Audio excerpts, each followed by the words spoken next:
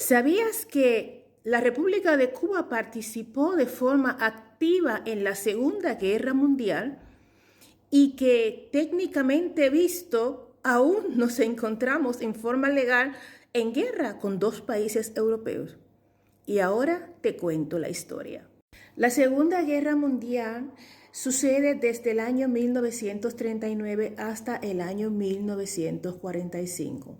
Aunque Cuba de forma directa no es afectada por los embates de la guerra, de todos modos estuvo participando en muchas acciones contra la Alemania nazi, de las cuales muchas han quedado en el olvido. En diciembre del año 1941, la Armada Naval japonesa ataca la base naval norteamericana ubicada en la bahía de Pearl Harbor y destruyen prácticamente la base naval, causándole grandes estragos a las tropas americanas. A raíz de este hecho, como Cuba para ese tiempo era un lacayo de Estados Unidos, Cuba le declara la guerra a Japón. Poco después, Cuba le declara también la guerra al eje bajo la acción de la Alemania nazi. Es decir, le declara la guerra también a Alemania, a Italia y a sus aliados. En el año 1942, una gran armada de submarinos alemanes se traslada a las aguas del Mar Caribe y el Golfo de México para realizar estragos a las tropas navales que salían desde Estados Unidos.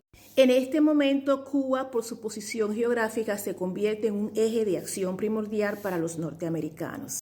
Los artilleros norteamericanos reparan y habilitan muchas de las naves cubanas para que los cubanos puedan participar de manera activa en la guerra. Además de la base naval de Guantánamo, se habilita una base naval de reacción rápida en San Antonio de los Baños y otra en San Julián.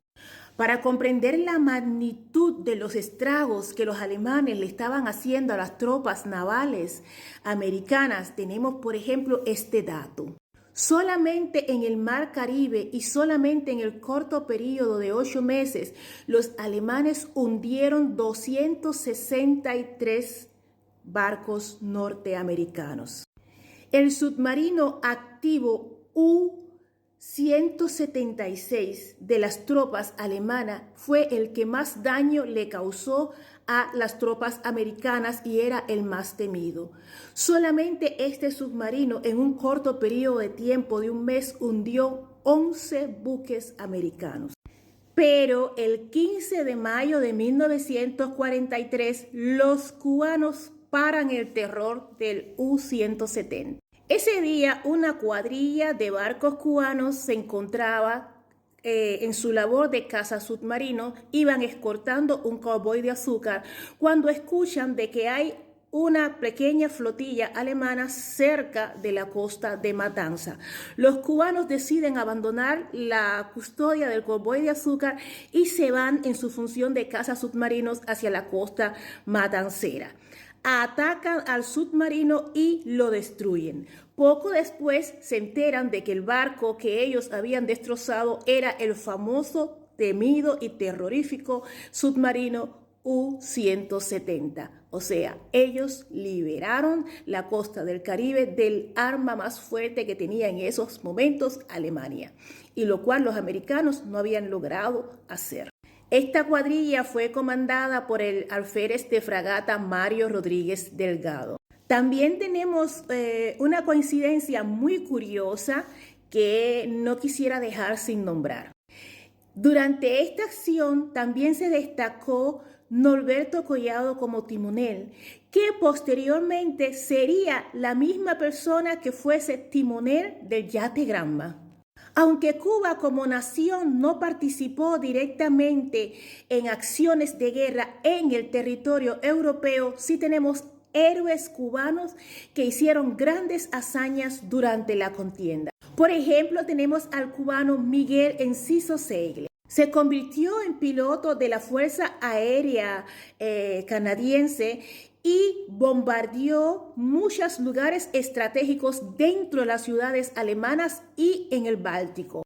En 1945, el 9 de abril, este piloto con su avión de guerra en la ciudad costera de Kiev, es quien hunde al buque Admiral Shea, al crucero Admiral Shea.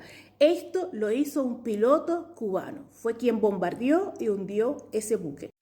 También cuando notamos de, por ejemplo, en la Segunda Guerra Mundial, Estados Unidos y la llamada Unión Soviética o los rusos combatían en el mismo frente, unidos contra los alemanes. El cubano Enrique Villar combatió bajo el mando de la Unión Soviética en el frente de Bielorrusia. Su pelotón fue liquidado el 30 de enero de 1944. Sus restos se encuentran con los restos de 31.236 soldados caídos durante la Segunda Guerra Mundial. Se encuentran en un cementerio honorífico en el actual territorio de Polonia. Los nombres de todos los cubanos caídos en el territorio europeo durante la Segunda Guerra Mundial se encuentran honorados en este mausoleo, el mausoleo de los héroes de las tropas navales en Centro Habana, en el puerto de La Habana.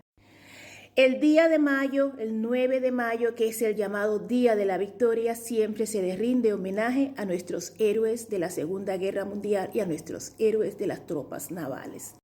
El 8 de septiembre de 1951, en la ciudad de San Francisco, en Estados Unidos, bajo la bandera de Naciones Unidas, se firma el Tratado de Paz con el Estado de Japón. 49 países firman este tratado, entre ellos Cuba. Desde entonces existe el convenio de paz entre Cuba y Japón. En este día y en este tratado se hace uso de la Carta de Naciones Unidas y de la Declaración de Derechos Humanos. Quisiera contar una anécdota que hasta hace poco se ha dado como falsa, pero que al parecer se ha ratificado como verdadera. Cuentan las abuelas que Hitler se encontraba sentado en una de sus reuniones en los momentos que estaba con su consejo de guerra y que se le acerca el señor Goebbels y le dice: la República de Cuba también nos ha declarado la guerra. En aquellos tiempos a Hitler le gustaba que sus cartógrafos le hicieran las cartas geográficas todas muy claras y definidas con grafito. Entonces, en el momento en que Goebbels le dice a Hitler: mira, Cuba nos acaba de declarar la guerra, él dice: ¿quiénes son? ¿Dónde están? Y Goebbels le señala a Cuba en el mapa. En ese instante se dice que Hitler toma una goma, borra a Cuba del mapa y dice: el problema está resuelto.